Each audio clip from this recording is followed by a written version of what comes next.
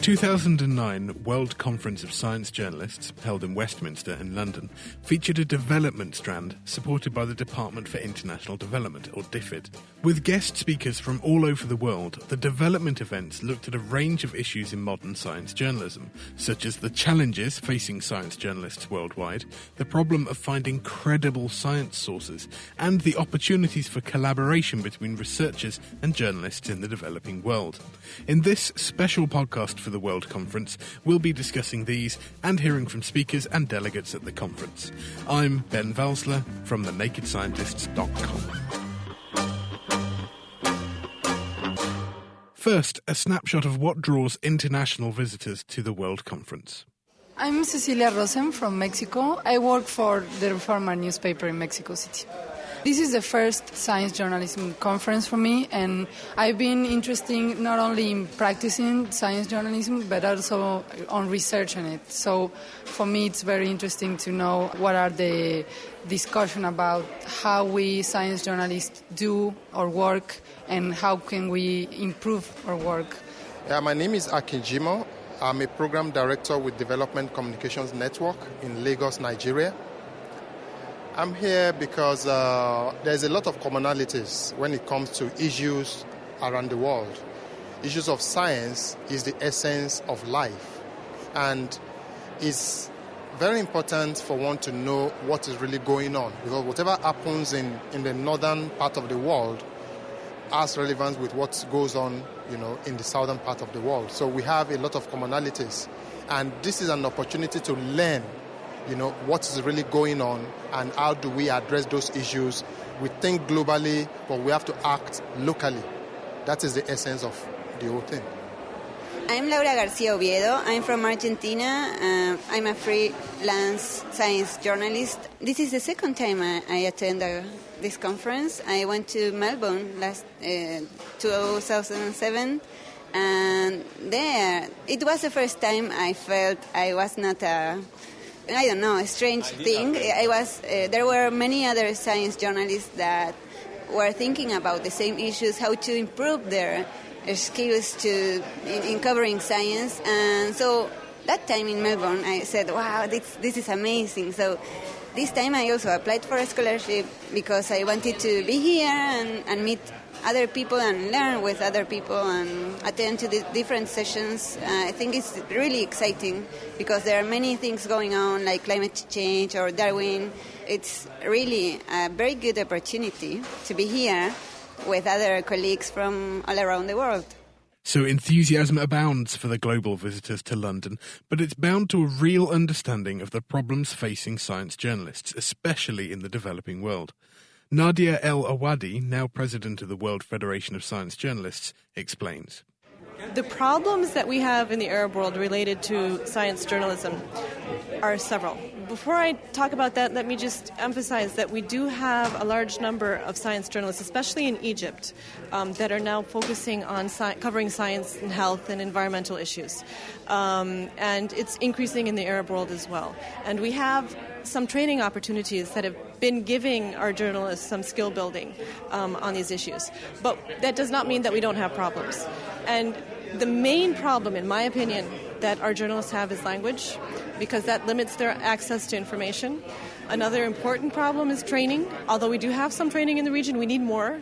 We need our journalists to be trained in basic journalism and in the science issues. They need to have some capacity building on the issues that they cover, to understand them and to be able to simplify them for general audiences. Good journalistic training could also help reporters to discover and report on the issues of greatest local importance. There's a difference between what should be happening and what is happening. There should be more coverage of issues of importance to the region, like hepatitis C, like bilharziasis, like tuberculosis. These are issues that they're very relevant to our audiences. They're not getting enough coverage, though. So that means that there's a problem in what issues our journalists are focusing on. Usually what I find is happening is that they're copycatting international media. So they follow the international media agenda. So whatever is being covered to a large degree in international media, that's what the Arab media will start covering and focusing on. And they tend to do that rather than focus on the internal issues because it's easier that way. You can take stories off the wires and put it into your newspaper and get a little quote from one of our local scientists and you're done. It's much harder to find the local story and report on it in depth and get your sources and get your background information and then get it published. It's much harder that way, and they'll resort to the easier stuff. Nadia El Awadi explaining how a lack of training can lead to a tendency to retread old ground to find a safe story, rather than pushing the boundaries to find the most relevant content for your region. Pushing the boundaries can, however, leave you exposed to manipulation, be it someone with a product to sell, a political agenda to push, or some groundbreaking research that may or may not turn out to be true. The credibility of sources is vitally important. Diran Onifade from the Nigerian Television Authority explained why credibility is a particularly prickly issue for African journalists. We are largely a developing society. There's a whole lot of confusion around issues of science and innovation in the whole of the continent of Africa. There are policy people, there are media people who are ignorant of the trend. There are even people in the scientific community who are ignorant of the current trends in their discipline. So amid all this plethora of confusion, you just have a kind of situation where things happen in such a way that they shouldn't be happening, but they're happening. So people who are perhaps slightly uncredible or not credible would take advantage of this confusion to spread lies, to sell products, to make money for themselves? Definitely. People who are media savvy, people who know how to operate the media, irrespective of what their expertise is. They have an inroad. They appeal to listeners, they appeal to journalists, they get airtime, they get space in the newspapers to promote their agenda, often for money.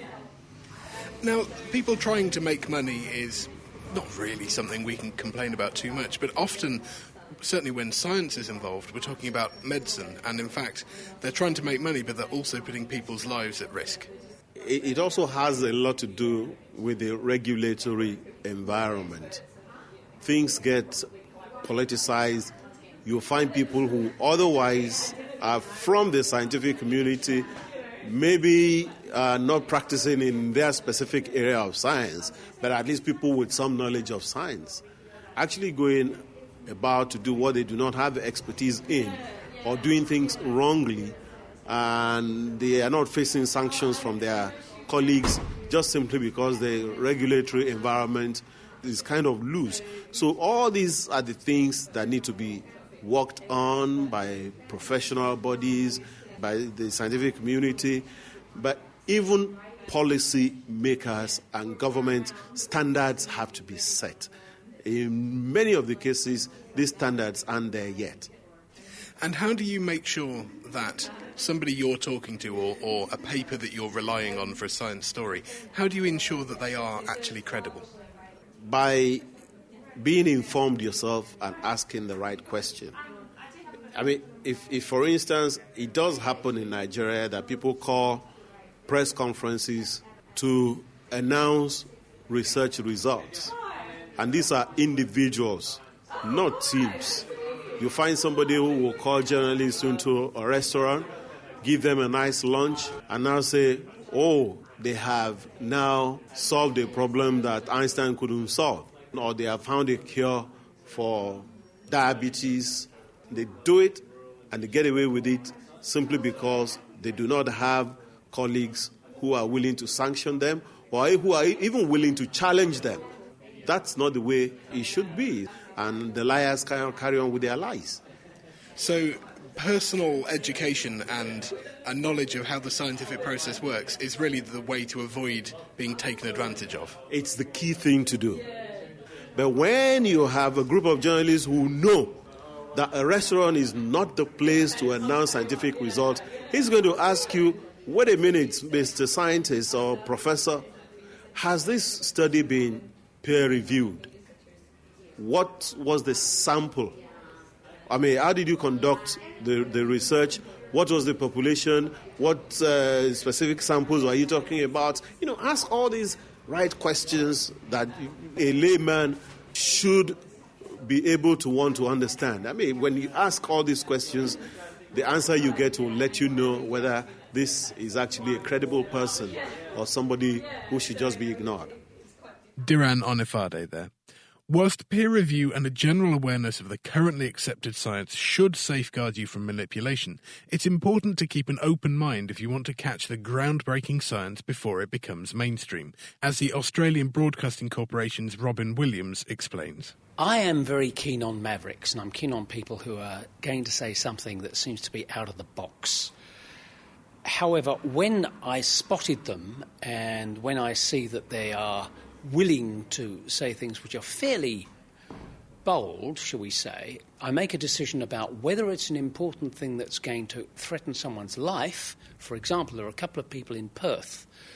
One of them is a doctor, and one of them, actually, weirdly enough, is a physicist, who say that HIV is not the basis of AIDS. And so I will think, if I give the wrong impression on air to millions of people because the stuff goes around the world, then I could really be in risk of somebody's life if they refuse treatment or something like that. In a milder sense, there's always a problem about, say, fluoride in the water. And so it seems a lesser problem, but frankly, if your teeth are bad and the germs go systemic and you've got, for instance, a dodgy heart, maybe a valve with a tiny bit of a hole, there again you have risk. So I'm thinking of that first. The second thing I think of is actually what, if you like, the gang says about so-and-so. And I get a kind of gossip factor. Is it a sensible thing, or is this person a kind of mouth for hire? And these days, an awful lot of them are in the main areas of controversy, climate, genetic engineering, GM, all that sort of thing. And you can find out very quickly if they're part of lobby groups, and if so, I'm very, very wary. So it's all about context, really, about the impact that these people could make, and also whether or not they are effectively just a puppet and having their strings pulled. Oh, sure. There is massive manipulation of journalists all over the place. If I do something on any of the big topics, you can bet your boots my email will be swamped by people. And I'll give you the equivalent. You know, for example, if you're a political journalist and you do an interview involving the Middle East and Israel, within minutes you are submerged with people who are standing by on one side or the other on that question. And science is exactly the same these days, and it's a hell of a worry. But it means also that people like us, and I've been in the business for, well, since 1972, a long time. I've been in doing the science show for 35 years every week, and we can so easily become part of the establishment. You know, there's a kind of body of old men, and some people, you know, I've actually heard, don't tell anyone this, Ben, I've heard them referred to as vomits, very old men in ties, who work out what the orthodox line is, and if you transgress, you're in real trouble. Now, a wonderful example of that from Australia that came up at this conference was about Barry Marshall and Robin Warren, who got the Nobel Prize 3 years ago for their work on Helicobacter and ulcers. For 20 years, of course, they were fighting to get recognised, saying something that seemed totally weird, because we all knew that ulcers were caused by stress, secretion of acid, and all those syndromes, which meant my father, for example, got treated by having all his teeth taken out and being put on a milk slop diet for the rest of his life, which, of course, killed him through cholesterol or whatever at the age of 57. Robin Warren and Barry Marshall did the research, eventually published it. It was tested by other people, and it went around the world. Now, the interesting thing is that Barry Marshall published a book after getting the Nobel Prize showing how 20 different people involved in science, some of them amateur, some of them GPs in Greece, for example, had recognised something but been refused to be accepted as credible witnesses because the establishment was against them. You know, it takes time. It seems to me, however, eventually science, in its search for truth, will pick what is right. Science is essentially conservative, and surely the decisions as to what is right should be made in the scientific arena rather than the media arena. It should be, but the problem is that you're not going to get a Nobel Prize by following someone else's work. You know, you're going to get the gongs because you're doing something different and original. Doing a kind of patrolling of someone else's stuff ain't your thing. That's why, for example, I think it took 2 years before Hwang in South Korea, publishing work on stem cell research, was allowed to go for so long. And Strand, for example, who was working for Bell Labs, he was publishing in the area of nanotechnology and electronics.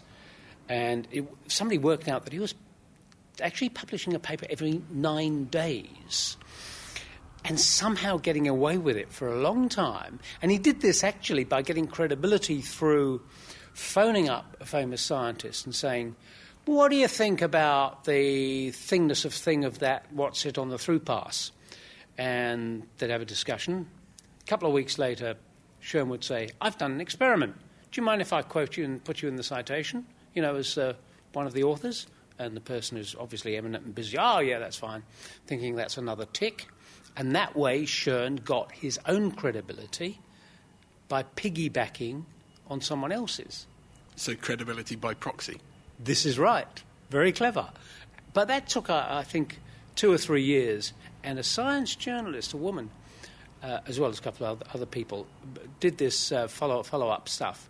And I think science journalists do have a role there, that when you see a superstar really grooving away, you think, now, what's going on? The only trouble is, and I really confess this, we are so flat out having to service with fewer facilities all the outlets this electronic age demands, that we can barely keep up with the straightforward, let alone the wonky. So, just finally, what advice would you give to a young science journalist in regards knowing how to pick the right people and not just toe the line and follow the same stories as everyone else?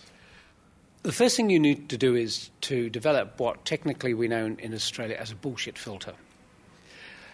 If it sounds really, really weird, you know, unlikely stuff really needs to have strong evidence for it. And then you need to get a network of people who can tell you what's really going on in laboratories. Now, all sorts of people would seem to be in shining armour and misunderstood and being mistreated by the establishment, and we can think of dozens of them. But a few questions about what's behind the scenes, and a few questions actually, you know, down the pub or in the football club or somewhere where they have an association, or even the kids or their students. If you find yourself in the precinct, talk to some of those. That's extremely interesting. And then, of course, follow them up with the hard question. The trouble is, an awful lot of these guys are amazingly plausible, and they spend their lives defending their case. They really don't do anything else, which can be a bit of a difficulty. But keep at it, and it's worth the trouble. Robin Williams explaining how, when reporting extraordinary claims, you should look for extraordinary evidence, but if you find it, you could have extraordinary science journalism. Reporting climate change is a thorny issue. Climate predictions are notoriously complicated and loaded with enough caveats to scare off all but the most hardened reporter, not to mention the controversy associated with the contribution we humans are making. Both the science of climate change and the way that it's covered in the media were up for discussion at the World Conference. Mike Shanahan is from the International Institute for Environment and Development. We've been looking at the latest science of climate change, looking at the impacts and some of the vulnerabilities that differ around the world. But not just looking at the bad news, we're also looking at some of the positive things that people are doing to adapt to climate change or to mitigate climate change through things such as renewable energy or avoiding deforestation. So what kind of speakers have you had today then? So have you had actual scientists talking about the actual problem of climate change then? We've had scientists and we've had journalists. So we've had the two camps that don't often come together and meet. We've had people who are members of the Intergovernmental Panel on Climate Change, someone from the Met Office here in the UK, and Chris Rapley, who's the director of the Science Museum now, but he used to be the director of the British Antarctic Survey. So people who've got their hands dirty on the science, but also the pen carriers as well. We've had journalists who've been reporting on deforestation for many years, and another journalist who focuses on energy, so mixed bunch. They've been talking about the issues, but they've also been talking about how the media carries this story and what can be done better. Journalists have been explaining some of the problems they face, like their inability sometimes to get through to editors that this is actually a story and something important. And also scientists having trouble communicating about risk or actually getting rid of jargon and explaining things in a clear way that everyday people will understand. His sentiments echoed by Cecilia Rosen. The most difficult part of reporting on climate change will be sometimes the science itself, but not because science difficulty, but sometimes we journalists are not sure how to manage these uncertainties and how to bring like a global story into local story to your readers to care about this issue. I would say that will be like the most hard part. Climate change, of course, is an enormous and convoluted story, feeding into issues of food security, water availability and population. Gordon Conway, former Chief Scientific Advisor at the Department for International Development, chaired a session in which this potential perfect storm was discussed. Well, the session we had this morning, it was described by John Beddington, the government's Chief Scientific Advisor. He says we're heading for a perfect storm in which the increasing in population, the increasing demand for water, the increasing demand for food, the increasing demand for energy will start to come together in a way that really could be extraordinarily difficult for all of us. He is very depressed about that, and I understand why he's depressed. On the other hand, he does acknowledge that science and technology has got answers to this. And we need to spend more on science and technology to solve all these problems. We need to solve the problems here in the West, in Britain and in Europe, but in particular we need to solve them in the developing countries, because that's where the poor are. The recent increase in food prices that occurred last year added over 100 million more people into the pool of chronically hungry. So there's now 1 billion people in the world who are chronically hungry. Are we going to need to make big compromises in order to let the world develop in a more sustainable way? Not necessarily. It depends upon what we do. What we have to do in this country, in Britain, is to define what we mean by a low-carbon society. It's the biggest challenge we face. It's much bigger than the food crisis or the financial crisis or the terrorism crisis. The biggest challenge that we faced is how do we achieve a low-carbon society. And it's achieving that society not just in terms of energy and industrial production, but it's also in terms of the institutions, how we change our institutions, how we change the way we live. It's a huge challenge for the next 30 years. And so far, we're only paying lip service to it. And how do you think the role of a science journalist, a science reporter, fits into this? Well, I described different challenges in my talk this morning as being like English cottage loaves. An English cottage loaf has a small piece of bread, a small loaf, on top of a big loaf. And the small loaf comes out of the big loaf underneath. The small loaf are the immediate crises. Terrorism or banks failing or car companies going broke or food prices suddenly shooting up. But underneath those immediate crises are the big chronic crises. The problem is that the politicians go from the immediate crisis to immediate crisis. They wake up each morning, what's the immediate crisis? They deal with that, they go on to another. And the media follow them, because that's what makes the headlines. But what the media, and what the science media in particular need to do, is to analyse the chronic crises underneath. What are the chronic crises under water shortage, under climate change, under food security? What are the factors and the drivers under those, and what can we do about them? That's what science journalists should be doing. Gordon Conway explaining why science journalists should get to the root cause of the big issues rather than concentrate on the shorter-term problems of today. One of the groups digging at the root causes of food stability is Farm Africa, who support rural Africans to work their way out of poverty with improved ways to manage crops, livestock, forests and access to water. George Mukath, their Director of Programmes, explains how investment and proper dissemination of scientific research should help. There are very big challenges. The expectation is that maize production will go down because of climate change. That's mainly in southern Africa, but East Africa is also severely affected. The problems are many. To start with, the investment in agriculture is pretty low. Southern Africa used to be a net exporter of maize in the 1970s. And then the structural adjustment programs happened, and that basically took the wind out of the sails. Any investment in agriculture started dipping, and dipped so low in 20-25 years, it's gone down to well below 5%. Now that, as a percentage of the GDP, is pathetic. Governments have not given any attention to agriculture, to investment in agriculture. International agencies have basically paid lip service to it. I know there are other pressing problems in Africa like sanitation, water supply, education, infrastructure. These are all needs and nobody denies them. But I think Africa can't merely survive on these things. It needs its belly to be full. And to fill its belly, it's got to produce food. It can't remain a net importer of food. With all the land, with all the resources that you see in Africa, it is actually a crying shame that continent is still importing food.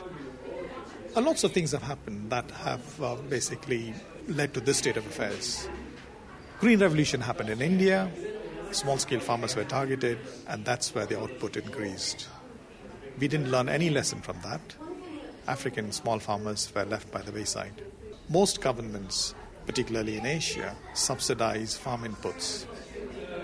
Now, when any African government subsidizes farm inputs, eyebrows are raised. Why is this being done? Is it a good use of money? Is it a good use of resources? When it is happening in other parts of the world, why should an African small farmers particularly benefit from subsidies? Making sure that small-scale farmers, who are the majority of farmers in Africa, have access to inputs is critical. And I think that's where not only policy changes need to be made, but also investment needs to happen in making sure that agriculture becomes sustainable. And at least, Africa, even if it is not exporting food, is at least food self-sufficient. And food security, or rather food insecurity, of course, leads to a whole host of other problems. It's frightening. The recent hike in food prices has affected Africa very badly. Donors are putting in some money to cushion basically the poor communities from the increase in food prices. But these fiscal measures are not going to solve the problem. At the end of the day, Africa does have the potential to produce enough food. And if investments are not made, particularly in the small-scale sector, things are not going to improve. So, assuming the investment can be found, what are the scientific problems we need to solve? The research is there. I think agriculture research institutes are really good. We don't need a big challenge in terms of importing technology or importing scientific knowledge from other areas. There is enough in the continent. My point is, and Farm Africa's point is, if we put that into practice, I think a lot of the problems would be resolved. But getting that information from those research institutes to the farmers, or the end users, that's where the problems are. George Mukath from Farm Africa. Linking journalists with researchers, whether it be agricultural, health or any other remit of research, presents unique challenges. Alexandra Hyde works for the Targets Consortium at the London School of Tropical Medicine, developing new knowledge and tools for more effective communicable disease control. And they encounter problems bringing these sometimes disparate groups together. Well, from both sides, they're not used to each other. Traditionally, I think they're different spheres. In our experience from doing pre-workshop questionnaires with researchers and journalists, there wasn't much exposure. There weren't many opportunities for journalists and researchers to get together. And I think the way that research is perceived by journalists is as something quite remote. Firstly, as very accurate, factual, a good source in theory, but pretty inaccessible. The language was also a very big challenge. Scientific jargon, researchers not really being able or perhaps willing to condense or reduce their ideas to manageable little snippets. But then on the researcher side, being very, very wary of journalists, considering their engagement with research as maybe superficial or not necessarily reporting the nuances that obviously they may have taken 10 years to research. And there must be more challenges in the developing world. Certainly, one of the difficulties we found was the tendency for journalists to be more general. There's less of an emphasis on having an expertise as professionals. Even if you're working for a health publication, there didn't seem to be a structure or as much of a culture of specialising in one area and that being the goal of your career, for example, and that being your niche. In terms of maybe a mentality to an approach, the idea that you would be an expert in health issues, we really found that lacking, and I think comparatively maybe with publications, for example, in the UK, there's much more of a tendency to have certain reporters on certain subjects and areas. Alexandra Hyde. Working alongside the Targets Consortium is the Relay Communicating Research Through the Media programme based at Panos, London. They have been running workshops worldwide, most recently in Zambia, to build relationships between researchers and journalists. Annie Hoban is a programme officer at Relay. I think in our experience, actually forming personal relationships between researchers and journalists is extremely valuable, particularly in the developing world. Some of that information is not readily available online. There aren't always databases of journalists with telephone numbers and what that journalist's interest is and how to get in touch with them. So actually developing one-on-one relationships and then trying to institutionalize, so having those people go back to their media houses and go back to their research organizations and say this is a real opportunity for us to engage. And also I think that helps to establish trust and to work through some of the issues and is a good way to understand one another, to talk through things and to actually have the opportunity to ask questions directly.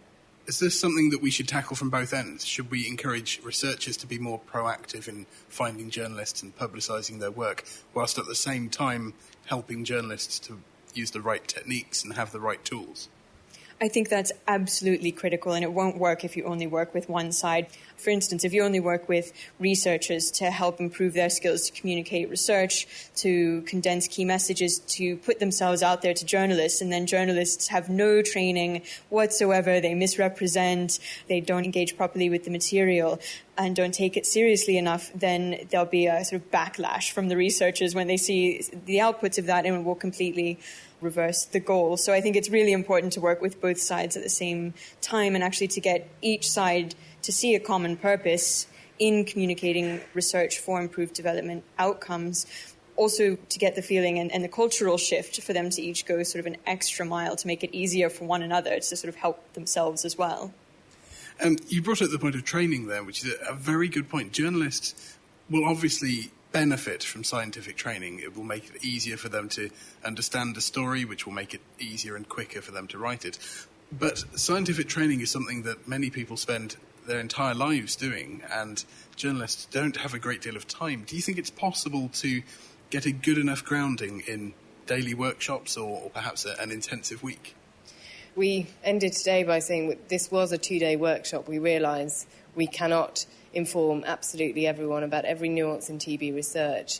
But in fact, we found, whereas we'd planned in the programme really to start at one level on in TB knowledge, we found that a lot of the sessions ended up going right back to the basics of this is what TB is, this is how it's transmitted.